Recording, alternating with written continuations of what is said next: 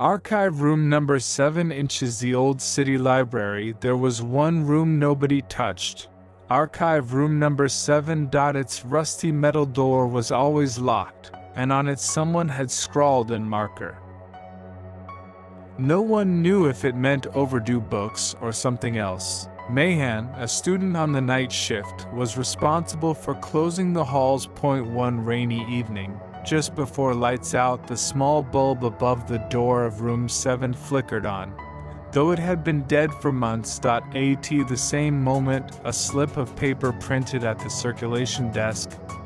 Book, The Last Breath, Registry number 313.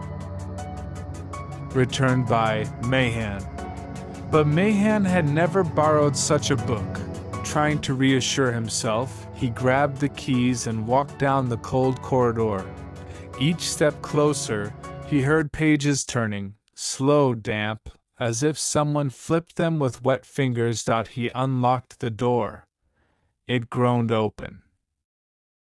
A stench of moldy paper and stale ink struck his face. Inside, narrow shelves climbing to the ceiling, one weak bulb trembling overhead.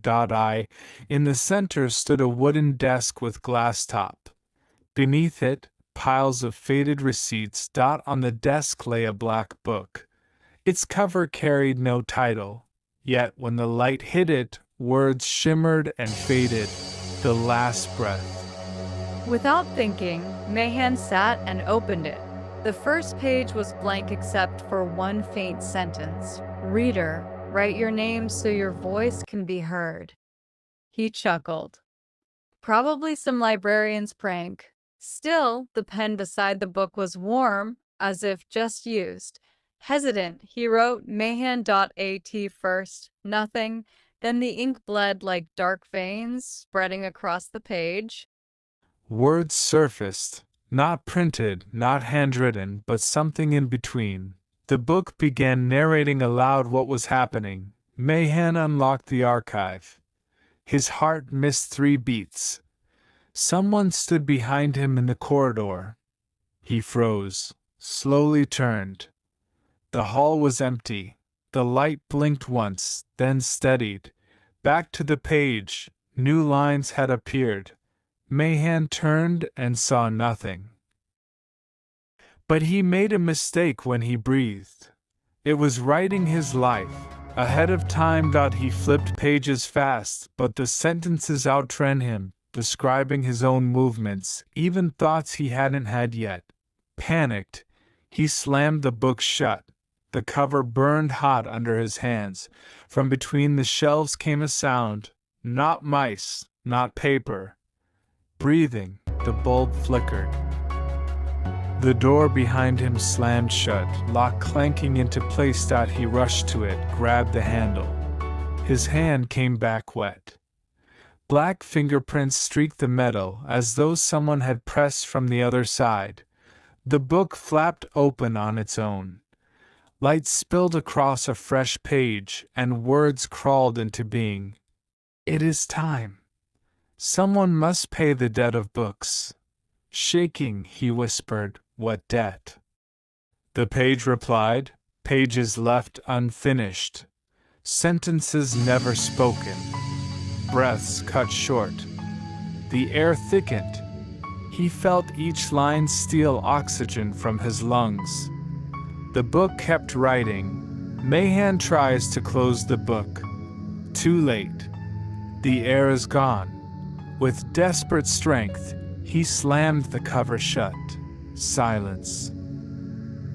A drip from the ceiling struck the desk. Not water, but a blot of black ink. It spread into the shape of a number. 7. Figures rose between the shelves. Tall, paper-thin silhouettes, faces blank, receipts pinned to their chests.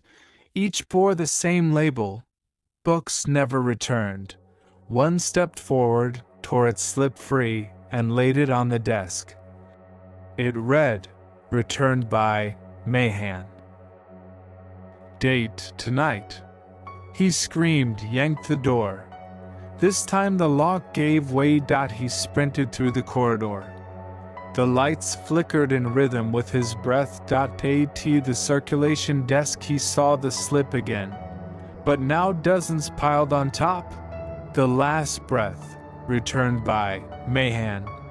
Room 7, returned by Mahan. The desk phone rang. He picked it up. A brittle old voice rasped, "Give the breath slowly, or the lines will break." Mahan hurled the phone away and slammed it to the exit doors. Outside air poured like knives of rain on his face. He stumbled down the library steps. Yet the staircase never ended. Each step gave way to another, spiraling into darkness. His breathing quickened. Every exhale hung in the air, forming words of mist. Unreturned. Debt. Finally the stairs ended, at the same door of Archive 7. Half open. The black book waiting. A new blank page ready.